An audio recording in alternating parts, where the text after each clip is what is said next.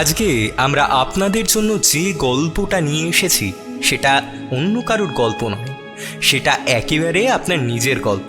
হ্যাঁ, একদম ঠিকই শুনেছেন, গল্পটা একান্তভাবেই আপনাদের জন্যই লেখা।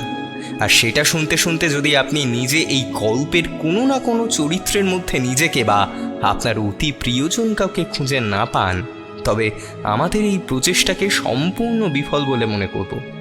তবে গল্পের প্রতিটা চরিত্র সম্পর্কে আমরা এখনই কিছু বলবো না। আপনারা গল্পটা শুনতে শুনতে এক একটা ছত্রে এক একজনকে খুঁজে পাবেন। তবে যার কথা শুরুতে না বললেই নয়, সে হলো অনিন্দিতা, এই গল্পের মূল চরিত্র। আজকালকার সোশ্যাল মিডিয়ার জগতে একটা কথা খুব পরিচিত, সেটা হলো পাপা কি পরি। অনিন্দিতা ঠিক সেই টাইপেরই। আর গল্পটা যেদিনকার সেটা হলো পয়লা বৈশাখ, আর সালটা ধরুন ওই 1433 সালে, মানে 2026 সালের 15ই এপ্রিল। ভোরবেলা ঘুম থেকে উঠে সকাল সকাল মোবাইলের মেসেজ আসা বেশ কিছু শুভ নববর্ষের শুভেচ্ছা বার্তা একে অন্যকে পাঠাচ্ছিল অনিন্দিতা।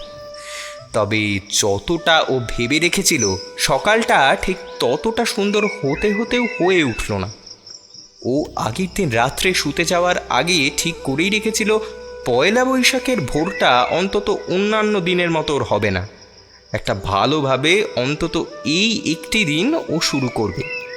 গোটা বছরের মধ্যে মাত্র একটা দিন ওর মনের মতো করে কাটানোর অধিকার ওর অন্তত আছে। কিন্তু ওই যে কথায় বলে না, মানুষ ভাবে এক আর হয় আর এক। অনিন্দিতার সাথেও ঠিক যেন সেই রকমই হলো। ভোরের আলো ফোটার আগেই একতলার মুখার্জি জেঠু এমন তারস্বরে ওনার সেই আদ্যিকালের রেডিওতে এসো হে বৈশাখ চালালেন যে ভোরটা আর ভোর থাকলো না। পুরনো দিনের বেতার যন্ত্রের বিকট চিৎকার আর তার সঙ্গে মুখার্জি জেঠুর অত্যন্ত বেসুরো গলায় গান শুনে ছাদে অনিন্দিতার মায়ের দেওয়া গম খেতে যে পায়রাগুলো আসে, তারা সদল বলে আকাশে ডানা মেললেও অনিন্দিতার সে সুযোগ নাই। যদিও ছোটবেলা থেকে ওর খুব শখ ছিল ও পাখি হয়ে দুটো ডানা মেলে আকাশে উড়ে বেড়াবে, কিন্তু সে সুযোগ আর ওর হয়নি। ভগবানের অদ্ভুত পরিহাসে মনের দিক থেকে পাখি হলেও অনিন্দিতা রয়ে গেছে রক্ত মাংসের মানুষই। তাই এই পার্থিব জগতের টানা পড়েন যে ওকে সামনে থেকে ফেস করতেই হবে, সেটা তো বলাই বাহুল্য। মা, ও মা, মা, কি হয়েছে বলে ফেলো। পাখাটা বাড়িয়ে দিতে হবে নাকি মুখে রোদ পড়েছে জানালার পর্দাটা টেনে দিতে হবে? মহারানীর কোন খিদমতে লাগতে পারি আদেশ করা হোক। মা, আমি কি সব সময় তোমাকে খিদমত করতে বলি নাকি? না না, বছরের মাত্র 2 দিন, ওই ওই যেদিন বৃষ্টি পড়ে আর যেদিন পড়ে না, বাকি দিনগুলো তো আমি স্বাধীন। মা, ও মা, মা গো, মা, ও মা। বললাম তো বলে ফেলো, বান্দা হাজির আছে। সকালের জল খাওয়ারে গরম গরম কড়াইশুটির কচুরি আর আলুর দম, আর দুপুরে ভাতের মেনু এখনো ঠিক করা হয়নি, তবে বাঙালি খাবার হবে। একদম ঠিক আছে তো? এছাড়া আর কিছু জানার থাকলে বলো। তুমি জেঠুকে চা দাওনি? দিয়েছি তো, কিন্তু কেন বলো তো? না, ভাবছিলাম যদি না দেওয়া হয়ে থাকতো তবে চাটা দিতে গিয়ে বলতে পারতে রেডিওর ভলিউমটা একটু কম করে দেওয়ার জন্য। দেখ মা, ঘড়িতে এখন বাজে ঠিক ভোর 6:40। তোর কি মনে হয় এখনো যদি আমি তোর জেঠুকে চা না দিয়ে আসতাম তবে আমার ওপর আক্রমণটা শুধুমাত্র এই রেডিও শব্দ দিয়েই হতো? কেন না দিলে কি হতে পারতো? ঠিক জানি না, আসলে ভোর 6:30 বেজে গেছে, অথচ তোর জেঠুর সামনে চায়ের পেয়ালা পৌঁছে যায়নি। এই রকমটা তো আমি সেই বিয়ে হয়ে এসে থেকে, মানে সেই শেষ 32টা বছরে কোনোদিনও হতে দেখিনি। তাই কোনো ধারণা নেই। কি মনে হয়? আরে মনে হয় সেই ভয়ঙ্কর অপরাধে শাস্তি দেওয়ার জন্যই তোর জেঠু ওনার রেজিমেন্ট থেকে 2-3 জন অফিসারকে ডেকে এনে আমাদের কোর্ট মার্শাল করে দিতেন। মা, সত্যি করে একটা কথার উত্তর দেবে? তুমি জেঠুকে একটু ভয় পাও, তাই না? সত্যি করেই বলছি, আমি তোর জেঠুকে একটু ভয় পাই কথাটা কিন্তু একেবারেই ঠিক নয়। তুমি ভয় পাও না? ওই যে বললাম একটু ভয় পাই কথাটা সঠিক নয়। সত্যটা হলো বেশি বেশি অনেক বেশি ভয় পাই। আর এমন জাঁদরেল একজন এক্স আর্মি অফিসারকে ভয় না পেয়ে কোনো উপায় আছে নাকি? সুলতার কথা শুনে আবারও খিলখিল করে হেসে উঠল অনিন্দিতা। তা যা বলেছো মা। তা হ্যাঁ রে মা, তোকে একটা কথা জিজ্ঞাসা করব, তুই সত্যি করে উত্তর দিবি? বলো না কি জানতে চাও। আমি তোমাকে কোনোদিন মিথ্যে কথা বলেছি যে আজ বলবো? বেশ, তবে সেই ভরসা থেকেই জিজ্ঞাসা করি, তোকে রোজ যে ছেলেটা বাইকে করে বাড়ি থেকে একটু দূরে ছেড়ে দিয়ে যাচ্ছে, ছেলেটা কে রে? ও ও তো তোর উত্তর দেওয়ার আগে মনে করিয়ে দিই, তুই কিন্তু আমাকে কখনো মিথ্যা কথা বলিসনি, তাই না রে মা? সুলতার কথাটা শুনে কিছু একটা বলতে গিয়েও হঠাৎ করেই চুপ করে যায় অনিন্দিতা। তারপর একটু সময় নিয়ে বলে, ও ও তো সঞ্জয়, আমাদের সাথেই পড়ে। কোথায় কোথায় পড়ে? কলেজে না প্রাইভেট টিউটরের কাছে? কলেজেও আর মলাইসেরির ফিজিক্স কোচিং ক্লাসেও। কিন্তু তুই তো গতকাল ফিজিক্স পড়তে যাসনি, তাহলে কাল কি করে দেখা হলো ছেলেটার সাথে? আরে আর বলো না মা, আমি তো কাল পরে ফিরছি, অটো থেকে মোড়ের মাথায় নেমে যখন হেঁটে আসছি তখনই ওর সাথে দেখা। কোনো একটা কাজে এই পথেই আসছিল বোধহয় সঞ্জয়। কোনো একটা কাজে? বাহ, খুব ভালো কথা। তারপর তোর সাথে দেখা হয়ে গেল আর তুই ওর বাইকে চেপে পাড়ার মোড় থেকে বাড়ির সামনে অবধি চলে এলি, তাই না? হ্যাঁ তাই তো, ঠিক তাই। তাই তো, আমি কিন্তু তোমাকে বিশ্বাস করলাম। এইটুকু বলে সুলতা চুপ করে গেলেও অনিন্দিতা দেখতে পায় সুলতা ওর মুখের দিকে এক দৃষ্টিতে তাকিয়ে রয়েছে। অনিন্দিতা জানে ওর মা মুখে কিছু না বললেও ওর এই চোখের দৃষ্টি দিয়ে অনেক কিছু বলে দিতে পারে। সুলতার এই দৃষ্টিটা এড়িয়ে যাওয়া এতটা সহজ নয়, তবুও সেই চেষ্টা করেই অনিন্দিতা আর একটাও কথা না বলে সোজা বাথরুমে ঢুকে যায় ফ্রেশ হতে। তখনকার মতো সুলতার দৃষ্টি এড়িয়ে গেলেও অনিন্দিতা খুব ভালো করেই জানে ওর মায়ের কাছে ধরা ওকে পড়তেই হবে, সেটা আজ না হোক কাল। তাই দাঁত মাজতে মাজতেই ও ঠিক করে নেয় সঞ্জয়ের কথাটা ও মাকে বলেই দেবে। এদিকে বাথরুমের ভেতর থেকেই শুনতে পায় ওর শোয়ার ঘরে ওর বাবা এসে ঢুকেছে। মামুনি এখনো ঘুম থেকে উঠেনি, কই তাকে দেখছি না তো। হ্যাঁ গো, তোমার সাধের মেয়ে রাজকুমারী আনন্দিতা ঘুম থেকে উঠেছেন, তারপর ওই গড়ের মাঠে 3 চক্কর ছুটে আসতে গেছেন শরীরচর্চার আশা নিয়ে। প্রায় দীর্ঘ 10টি ঘন্টা বিছানায় কাটিয়ে ওনার শরীরে যে পরিমাণে মেদ জমেছে তা থেকে মুক্তির জন্য এই শরীরচর্চার ব্যবস্থা। তাই তুমি ওকে দেখতে পাচ্ছ না। সে কি কথা, মামুনি আবার কবে থাকতে এইসব শরীর চর্চা শুরু করলো? আর তাছাড়া ও তো যথেষ্ট রোগা। না না, তুমি ওকে বলো এইসব ছোটাছুটি করতে হবে না, কোথাও আবার পড়ে গিয়ে ব্যথা পাবে। এই বয়সে আঘাত পাওয়া মোটেও ভালো নয়, বুঝলে? ওহ, ওই লোকটাকে নিয়ে আমার হয়েছে যত জ্বালা। ওগো, তোমার মেয়ের 20টা বছর বয়স হয়ে গেছে, সে আর তোমার কোলে পিঠে করে মানুষ করা মামনিটি নেই গো, সে এখন যথেষ্ট বড় হয়ে গেছে। না তাহলেও আর বুকে হাত রেখে বলো তো, তুমি বিশ্বাস করো তোমার মেয়ে গড়ের মাঠে ছুটে ঘাম ঝরাতে যাবে? হ্যাঁ, তুমি বিশ্বাস করো? না না, তুমি বুঝতে পারছো না গিন্নি, ব্যাপারটা অত সহজ নয়। মাঠে কোথাও উঁচু নিচু থাকলে বাই চান্স যদি পড়ে গিয়ে এই বয়সে ব্যথা পেলে কি গো, তুমি বুঝতে পারছো তো? আরে পরবর্তীকালে সেটা চাগার দিতে পারে, তাই আর কি। উফ, আবার শুরু করলো। না না গিন্নি, তুমি বুঝতে পারছো না। এই তো আমাদের অফিসে সনাতন দার ছেলে ছোটবেলায় একবার ফুটবল খেলতে গিয়ে হাঁটুতে ব্যথা পেয়েছিল। এখনো নাকি হাঁটুর ওই জায়গাটায় ওর একটা ব্যথা হয়। বাইরের ব্যথা তবু দেখা যায় গিন্নি, ভেতরে কোথাও কোনো আঘাত লেগে গেলে সেটা দেখাও যায় না, আর তার চিকিৎসাও করানো যায় না। তুমি বরং ওকে বারণ করে দাও, এইসব মাঠে গিয়ে ছুটতে টুটতে ওকে যেতে হবে না। আর যদি একান্তই মানতে না চায় তাহলে আমার নাম করেই বলো, আমার এসব পছন্দ নয়। ওগো, তোমার মেয়েকে 7:30টার সময় ঘুম থেকে ডেকে তুলতে গেলেও আমাকে ব্যান্ড পার্টি ভাড়া করে আনতে হয়। তোমার মনে হয় ভোরবেলা ওর বিছানা কোলবালিশ আর টেরি বিয়ার ছেড়ে উঠে মাঠে শরীরচর্চা করতে যাবে? তুমি তোমাদের অফিসের যে মিহিরবাবু আছেন না গো, ওই যে গো যিনি ওই মাইথোলজি নিয়ে পড়াশুনো করেন, ওনাকে একবার জিজ্ঞাসা করে দেখো তো রামায়ণে কুম্ভকর্ণর কোনো নাতনি ছিল কিনা। এটা তুমি একটা কথার মতো কথা বলেছো বটে, হ্যাঁ? যাক বাবা, নিশ্চিন্ত হলাম। তা মামুনি এখন কোথায়? দাঁত মাজছে। আজ পয়লা বৈশাখ বলে একটু আগে উঠেছেন মহারানী, তবে সেক্ষেত্রে আমার থেকে একতলার মুখার্জিদার ক্রেডিটটা অনেক বেশি। উনি এমন তারস্বরে গান না চালালে। মা, তোমাদেরকে একটা কথা বলার ছিল। এই তো মামুনি এসে গেছে। শুভ নববর্ষ মামুনি, নতুন বছর তোমার খুব ভালো কাটুক। বলো। হ্যাঁ, কি আর বলবো, আজ নববর্ষ, তাই মেয়েকে শুভ নববর্ষের শুভ কামনা জানাচ্ছি। ও হ্যাঁ হ্যাঁ, সরি, তোমাকেও শুভ নববর্ষ। ধ্যাত্তেরি, তোমাকে বলিনি। তোমার দৌলতে বছরের প্রতিটা দিনই আমার কাছে নববর্ষ ছাড়া আর কিছুই নয়। আমি আমার মেয়েটাকে জিজ্ঞাসা করছি ও কি বলতে চায়। এই, তুই তোর বাবার কথা ছাড় তো, কি বলতে চাইছিস বল তো। বলছি, আগে বলো, তোমরা রাগ করবে না?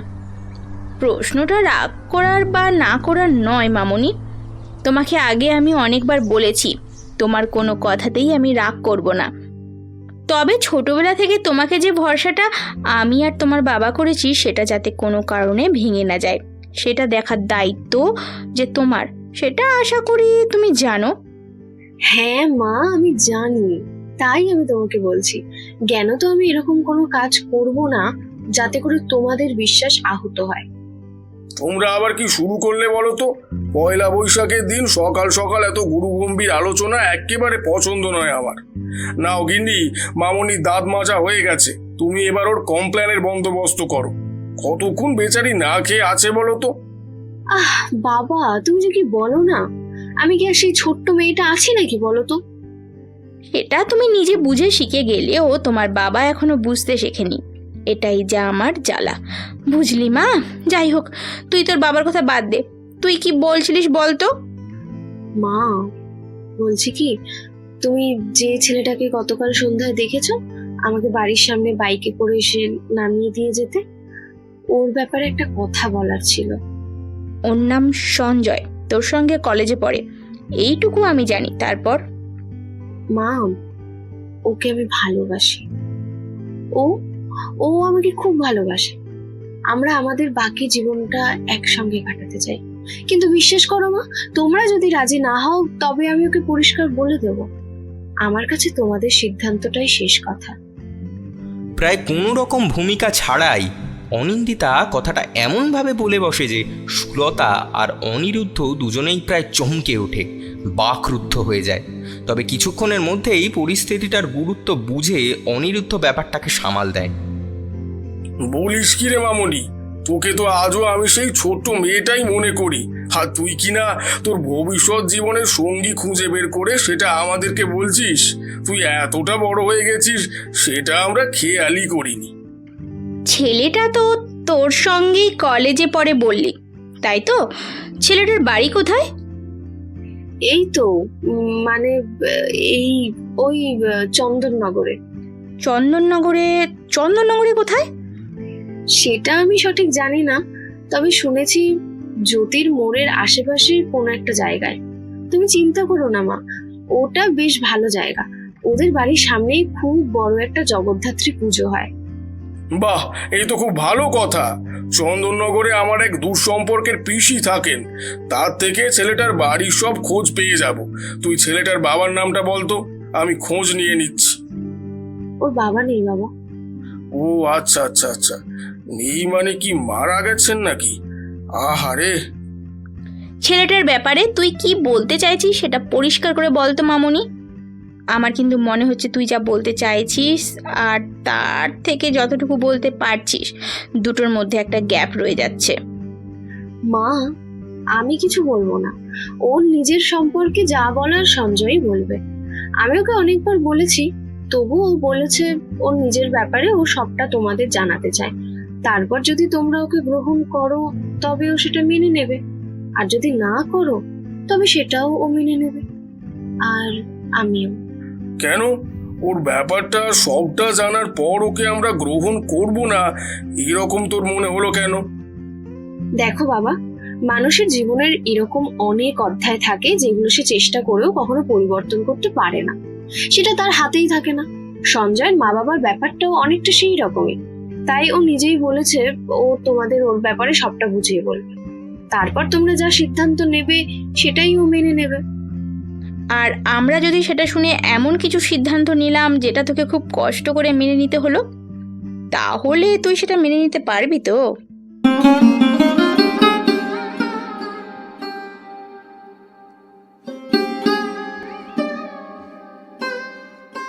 সুলতার এই কথার অর্থ অনিন্দিতা খুব ভালো করেই বোঝে, তাই এবার আর মুখে কিছু না বলে মাথাটা নিচু করে নেয়। আর ওর এই মৌনতা যে সম্মতির লক্ষণ নয়, বরং উল্টোটাই, সেটা বোঝার ক্ষমতা সুলতা বা অনিরুদ্ধ দুজনেরই যথেষ্ট আছে। নববর্ষের সকালে এরকম গুরুগম্ভীর শুরুটা ওরা মনে মনে কেউই আশা করেনি। তবে পরিস্থিতি যখন সেই দিকেই মোড় নেয়, তখন সেটাকে এড়িয়ে না গিয়ে মুখোমুখি হতেই এতদিন অনিন্দিতাকে শিখিয়েছে ওর মা বাবা, তাই এক্ষেত্রেও তার অন্যথা হয়নি। ঠিক হয় সেদিন সন্ধ্যায় সঞ্জয়কে বাড়িতে ডেকে পাঠাবে অনিন্দিতা, তারপর ওর সাথে কথা বলে সবাইকে মিলে যা সিদ্ধান্ত নেওয়ার সেটা নেবে।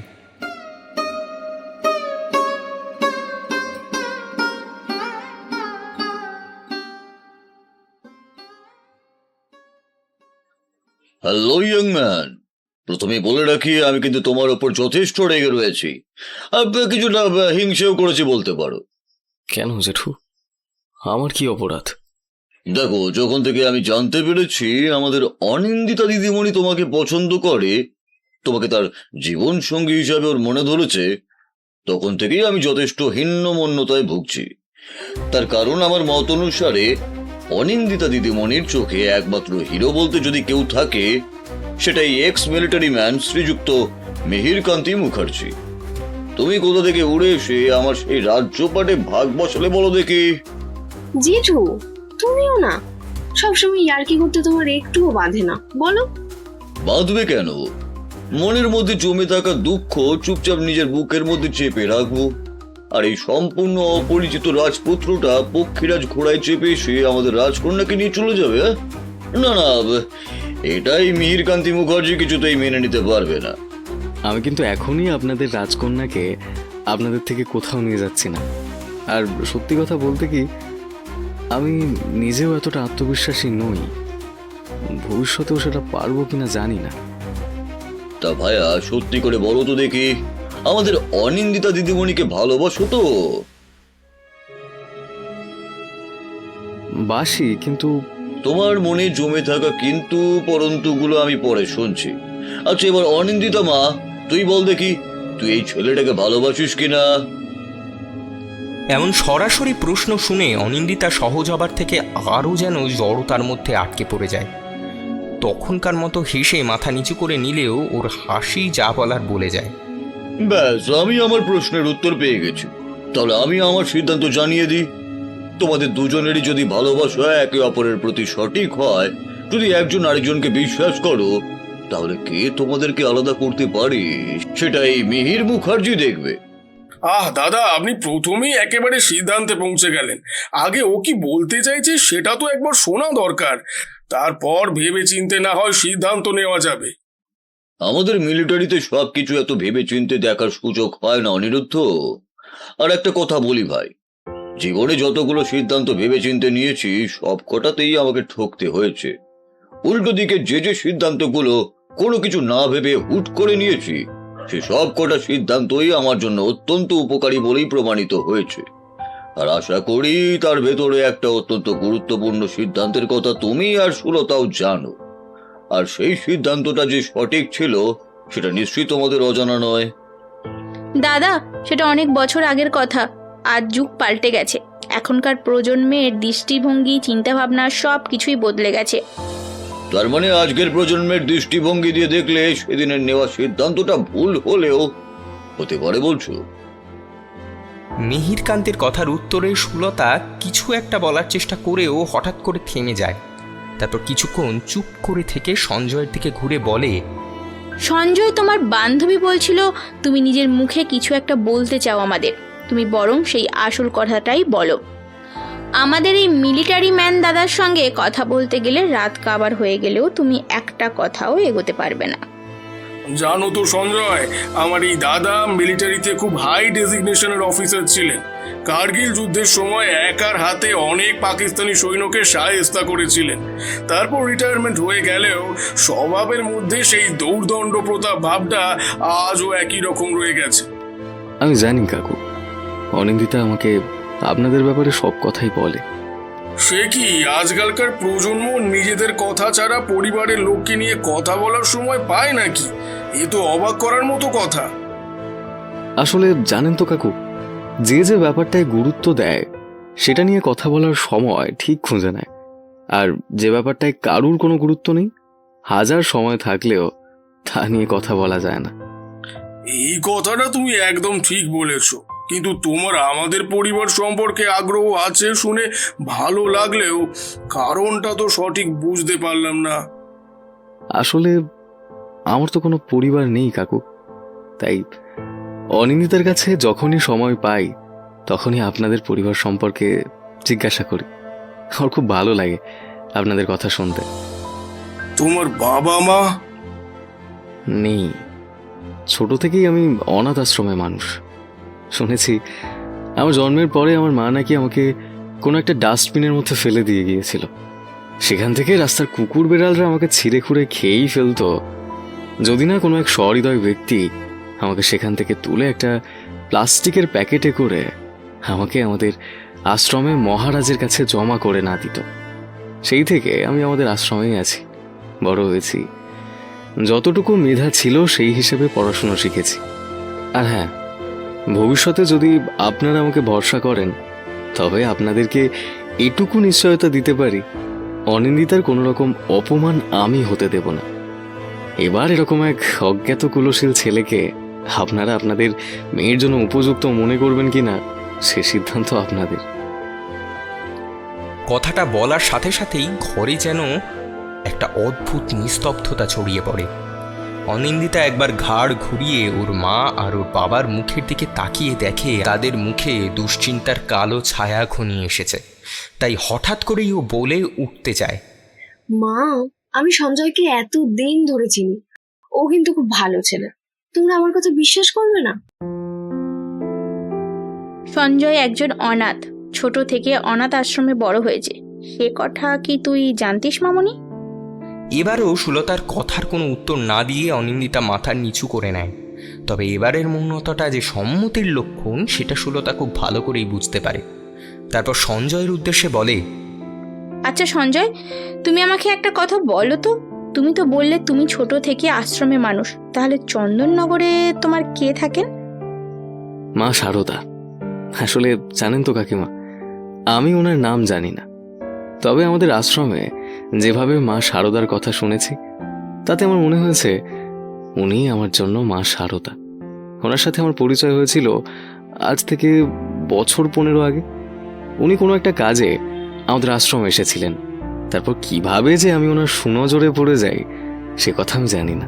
হয়তো আগের জন্মের কোনো পুণ্যফল অবশিষ্ট ছিল, তাই আমাকে সেই যে ওনার মনে ধরে গেল। তারপর থেকে আমার পড়াশুনো, চিকিৎসা, পকেট মানি ছাড়াও যখন যা কিছু প্রয়োজন হয় সব উনিই মেটান। আমি তো আমার মাকে দেখিনি, তবে আমার ধারণা আমার মা থাকলেও আমাকে এতটা ভালো হয়তো বাসতেন না যতটা উনি আমাকে বাসেন। বলতে পারেন আমি ওনার সব, তাই আমি ওনাকে আমার মা শারদা বলেই ডাকি। চন্দননগরে জ্যোতির মোড়ে ওনার বাড়ি। আমিও এখন বেশিটা সময় ওখানেই থাকি, কিন্তু তার জন্য তো আর আমার জীবনের বাস্তবটা বদলে যাবে না, তাই না? আর আমি চাইও না অনিন্দিতার সঙ্গে আমার সম্পর্কটা কোনো মিথ্যে দিয়ে তৈরি হোক। তাই আমি আমার জীবনের সম্পূর্ণ সত্যিটা আপনাদের জানালাম। এরপর আপনারা যা সিদ্ধান্ত নেবেন আমি সেটা সম্পূর্ণভাবে মেনে নেব। আর একজন বন্ধু হিসেবে অনিন্দিতাকে অনুরোধ করব ও যেন সেটা মেনে নেয়। তার মানে তুমি এক প্রকার নিশ্চিত তোমার বাবা নেই, তোমার মা তোমাকে জন্মের পরেই পরিত্যাগ করেছে, তুমি কোনো একজন শুভানুধ্যায়ী দয়ায় পড়াশোনা করেছো, আর এগুলো জানতে পারার পর আমরা তোমাকে। অনিরুদ্ধর কথাটা শেষ হওয়ার আগেই সঞ্জয় বলে ওঠে, কাকু আমি জানি আপনি কি বলতে চাইছেন। জানো কি বলতে চাইছি বলো তো? সঞ্জয়, একটা ব্যাপার তুমি কি জানো? তোমার কথা যখন সকালে অনিন্দিতা প্রথম আমাকে বলে, আমি তখনই ভেবেছিলাম তুমি হয়তো আজকের দিনকালের মতো একজন আত্মসুখী অহংকারী ছেলে হবে। আর আমার মেয়ের প্রতি আমাদের যে বিশ্বাসটা আছে সেটা খুব কষ্ট করেই আমরা বজায় রাখবো, শুধুমাত্র যাতে অনিন্দিতা দুঃখ না পায় সেই জন্য। তবে এখন আমার মনে হচ্ছে আমার মেয়েকে আমি আর ওর বাবা যে শিক্ষা দিয়েছি সেটা একদম সঠিক। তুমি যেটাকে তোমাকে প্রত্যাখ্যান করার কারণ বলে মনে করো সেটা জানার পরও ও তোমাকে মন থেকে গ্রহণ করেছে। জানো সঞ্জয়, আমার তো নিজের মেয়ের জন্য বেশ গর্ব হচ্ছে গো। মেয়েটাকে তো আমি এখনো সেই ছোট্ট মেয়েই ভাবি, কিন্তু ও যে কখন এত বড় হয়ে গেছে সেটাই বুঝতে পারিনি। হ্যাঁ, আমারও তাই মত। তবে দাদা, আপনি আমাদের মধ্যে সব থেকে বড়, আপনার সিদ্ধান্ত কি সেটা আগে বলুন। জানো তো সঞ্জয়, ওই যে তুমি বললে না তোমার জন্মদাত্রী মা তোমাকে একটা ডাস্টবিনের মধ্যে। থাক না দাদা, আমার মনে হয় এই ব্যাপারটা নিয়ে আর সঞ্জয়ের সঙ্গে কথা না বলাই ভালো, এতে ওর খারাপ লাগতে পারে। আমার সেটা মনে হয় না ভাই অনিরুদ্ধ। সঞ্জয়ের সাথে পরিচয় হয়ে ওকে যতটুকু চিনতে পারলাম, তাতে করে ওর নিজের জীবনের বাস্তবতাটা এতটাই ভালোভাবে মেনে নিতে পেরেছে যে আমার কাছে এইটুকু কথা শুনোর খারাপ লাগবে বলে আমার মনে হয় না। আমার কিছু খারাপ লাগবে না জেঠু, আপনি বলুন কি বলছেন। That's like a brave man. হ্যাঁ, তো যে কথা বলছিলাম, একবার কি হয়েছিল শোনো। কার্গিল থেকে ফেরার সময় অমৃতসরে আমাদের একটা ক্যাম্পে আমায় কিছুদিন থাকতে হয়েছিল, বুঝলে তো। একটা গুলি লেগেছিল বুকের ঠিক এই জায়গাটায়, আর 1 ইঞ্চি পাশে হলে আমার হৃৎপিণ্ডটাই ওপর হয়ে যেতে পারতো, কিন্তু কোনো এক দৈব কৃপায় সেটা হয়নি, তাই প্রাণে বেঁচে গিয়েছিলাম। আর অমৃতসরের সেই মেডিকেল ক্যাম্পে আমার চিকিৎসা চলছিল, আর সেখানেই হঠাৎ একদিন ভোর রাতে হসপিটালে আমার ঘরে একজন ভদ্র মহিলা আসে। উর্দু মেশানো ভাঙা ভাঙা হিন্দিতে আমাকে যে কথাগুলো বলে তার সারমর্ম করলে দাঁড়ায় ওখানে একটা গ্রামে 2 দিন পরেই একটা আত্মঘাতী আক্রমণ হওয়ার পরিকল্পনা আছে। কাপুরুষ পাকিস্তানি শত্রুরা অনেক ভেবে ওই গ্রামের বাজারে বিস্ফোরণ ঘটানোর পরিকল্পনা করেছে, যাতে একটা আঘাতে অনেকগুলো মানুষের শিকার ওরা করতে পারে। ঘরে যেটুকু আলো জ্বলছিল তাতে করে আমি সেই ভদ্র মহিলার মুখটা অল্প বিস্তর দেখতে পেয়েছিলাম মাত্র। আর উনি আমাকে সেই খবরটা কেন দিতে এসেছিলেন জানো? উনি আমাকে বলেছিলেন ওই বাজারের মধ্যেই ওদের বাড়ি, সেখানেও সদ্যজাত বাচ্চা থাকে। শুধুমাত্র নিজের বাচ্চাটাকে বাঁচাবার জন্য সেই আকুল মা নিজের বিপদের কথা না ভেবে সোজা আমাদের আর্মি ক্যাম্পে সেদিন ছুটে এসেছিল। আর সেই খবর পেয়ে সেদিন রাত্রেই আমরা সেখানে পৌঁছে যাই। 2 দিন পর সকালে বাজারে ভিড় হওয়ার আগে চারপাশ থেকে সেই বাজারটা আমরা ঘিরে ফেলি। দাদা থাক না, আজকে এইরকম একটা শুভ দিনে এইসব কথা কেন বলছেন? কেন মা? জেঠু আমাকে এত গল্প আগে বলেছে, কই এই গল্পটা তো আগে কোনোদিন বলেনি। জেঠুকে বলতে দাও না মা। সুলতা আরও একবার অনিন্দিতার জেঠুকে ওই ঘটনার কথা বলতে বারণ করতে গিয়েও অনিরুদ্ধর চোখের ইশারায় চুপ করে যায়। আর না সুলতা, দাদাকে আটকিও না। আজ যে কোনো কারণেই হোক এই গল্পটা আবার শুনতে খুব মন চাইছে। আপনি বলুন দাদা, তারপর কি হয়েছিল? হ্যাঁ, তো সঞ্জয় যে কথা বলছিলাম, সেদিন বাজারটা ছিল সম্পূর্ণভাবে আমাদের দখলে। আর ভোর রাত্রে সেই ভদ্র মহিলার দেওয়া সূত্র অনুসারে আমরা তার পাশের বাড়িটা থেকে সত্যি সত্যি তার একটি সদ্যজাত বাচ্চাকে উদ্ধার করি, একটি কন্যা সন্তান, খুব সম্ভবত মাসখানেক তখন বয়স। তবে জানো তো, তারপরেও আমার জন্য আরো একটা চমক তখনও বাকি ছিল। বাচ্চাটাকে উদ্ধার করে যখন আমরা তাকে গাড়িতে নিয়ে আসছি, তখনই বাজারের মধ্যে ভয়ঙ্কর বিস্ফোরণটা ঘটে। আমরা আগে থাকতে তৎপর থাকায় কোনো প্রাণহানি না ঘটলেও প্রচুর টাকার সম্পত্তি নষ্ট হয়। বিস্ফোরণের মাত্রা থেকেই বোঝা গিয়েছিল কত ভয়ঙ্কর প্রাণহানি ঘটানোর পরিকল্পনা শয়তানগুলো করেছিল। তবে সব থেকে বড় কথা কি জানো? ওখানে বিস্ফোরকটা যে নিয়ে গিয়েছিল সে আর কেউ নয়, সে ছিল আমার কাছে কদিন আগে ভোর রাত্রে সন্তানের জন্য প্রাণ ভিক্ষা চাইতে আসা সেই ভদ্র মহিলা। তখন আমি নিশ্চিত হতে পারি কোনো একটা বিকৃত আদর্শ, টাকার লোভ আর ভ্রান্ত ধর্মবোধ থেকে মানুষ হত্যা করাটাই এদের নেশা হলেও সেদিন শুধুমাত্র নিজের সন্তানের জন্য ওই মা আমার কাছে এসেছিল। তুমি তো জানোই মূর্তি এরা ভয় পায় না, কিন্তু সেদিন বিস্ফোরণ ঘটিয়ে নিজের সেই কয়েক মাসের বাচ্চা মেয়েটিকে মেরে ফেলতে ওই মা সত্যি ভয় পেয়েছিল। সে তো ঠিকই কথা জেঠু, কিন্তু তারপর সেই মেয়েটার কি হলো? বাকিটা আমি বলছি। আমাদের এক অতি পরিচিত বন্ধু ছিলেন, যাদের বিয়ের পর তখন প্রায় 10 বছর হয়ে গেছে, বা তার একটু বেশি হবে। অথচ তাদের সংসারটা কিছুতেই সম্পূর্ণতা পাচ্ছিল না একটা সন্তানের অভাবে। দাদা সেদিন সেই বাচ্চাটাকে নিজের সাথে করে নিয়ে এসে এই সৌভাগ্যবান বাবা আর মায়ের কোলে তুলে দেন। আর সেটা করতে সেই বাচ্চাটার কি উপকার হয়েছিল জানি না, কিন্তু সেই বাবা আর মা যেন নতুন করে বেঁচে ওঠার একটা রসদ পেয়েছিল। আমরা যতদূর শুনেছি, এই বাচ্চা মেয়েটাকে পেয়ে ওই পরিবারটা সম্পূর্ণ হয়ে উঠেছিল।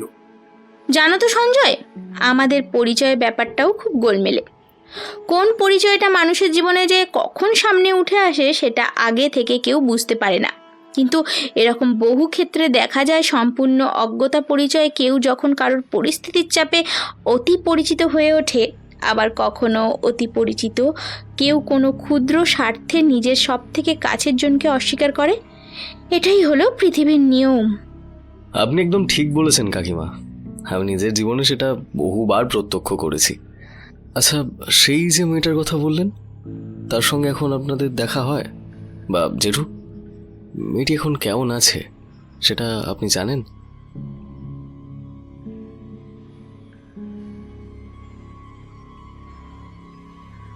অনিন্দিতার জেঠু তাকিয়ে দেখে সুলতার মুখের দিকে। সুলতার চোখ দুটো তখন জলে পূর্ণ। তারপর নিজেকেই উনি বোঝান, ওনার মিলিটারির সিদ্ধান্ত সব জায়গায় কার্যকরী হয় না। যে সত্যটাকে অনিরুদ্ধ আর সুলতা নিজেদের বুকের ভেতরে এত কষ্ট করে দমন করে রেখেছে, সেটা যদি আজ বাইরে আসে তাহলে হয়তো অনেক সম্পর্কের ভিত নাড়িয়ে দিতে পারে। তাই থাক না, সঞ্জয় যখন নিজের বাস্তব পরিচয়টা মেনে নিতেই পেরেছে, তখন সেই সত্যর বেদি থেকে সঞ্জয় আর অনিন্দিতার সম্পর্কের একটা নতুন উদ্ভিদ জন্ম নিক। সেখানে 20 বছর আগে হারিয়ে যাওয়া সত্যটাকে আর টেনে এনে লাভ নেই। অনিন্দিতা এখন অনিরুদ্ধ আর সুলতার মেয়ে, শুধুমাত্র এইটুকুই ওর পরিচয়, আর কিছু না। তাই একটু ভেবে মাথা নেড়ে অনিন্দিতার মিহির জেঠু বলে ওঠেন, না বুঝলে ভাইয়া, অনেকদিন এখন আর ওই পরিবারটার সঙ্গে দেখা হয় না। তবে যতদূর শুনেছি ওরা ভালো আছে, আর খুবই ভালোই আছে। মুহূর্তের মধ্যেই এই সামান্য মিথ্যেটুকু সুলতা আর অনিরুদ্ধর বুক থেকে একটা পাহাড় প্রমাণ বোঝা নামিয়ে দেয়। আর সঙ্গে সঙ্গেই অনিরুদ্ধ বলে ওঠে, বুঝলি মা, চন্দননগরে আমার এক দুঃসম্পর্কের পিসির বাড়ি থাকলেও সেভাবে ওখানকার জগদ্ধাত্রী পুজো দেখতে যাওয়া হয় না। তোদের বিয়ের পর আমি আর তোর মা তোদের বাড়ি চলে যাব, পুজোর কটা দিন ওখানে কাটিয়ে খুব আনন্দ করে আসবো। কি গিন্নি, তোমার কি মত? আর বাবা সঞ্জয়, আমরা গেলে আবার আমাদের তাড়িয়ে দেবে না তো? কি যে বলেন কাকু, এ তো আমার পরম সৌভাগ্য। এই দেখো কাণ্ড, লোকটা আবার শুরু করলো।